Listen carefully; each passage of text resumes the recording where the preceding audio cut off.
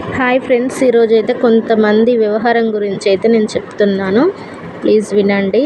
ఈ ప్రపంచంలో తిరుగుతున్నప్పుడు రకరకాల వ్యక్తులను మనం అవసరం కోసం కలవాల్సి వస్తూ ఉంటుంది. అలా కలవాల్సి వచ్చినప్పుడు కొందరు మనలాంటి వారు ఉంటారు, మరికొందరు వేరే రకమైన వాళ్ళు ఉంటారు. మనలాంటి వారైతే పర్వాలేదు, కానీ ఇంకొక రకమైన వాళ్ళు ఉన్నప్పుడే మనకు ఇబ్బంది అవుతుంది. ఎందుకంటే వాళ్ళ దృష్టి కోణంలో చూసి ఎన్నోసార్లు మనల్ని విమర్శిస్తూ ఉంటారు. అలాంటి పరిస్థితుల్లో మనం ఇబ్బంది పడుతుంటాం. ఇతరులు మనల్ని విమర్శించినంత మాత్రాన మన మనసులోకి తీసుకోవడం మానేయాలి. అవసరానికి మించి ఇతరులను విమర్శలను మన మనసులోకి తీసుకుంటే మనల్ని మనమే ఇబ్బంది పెట్టుకుంటాం వాళ్ళమవుతాము.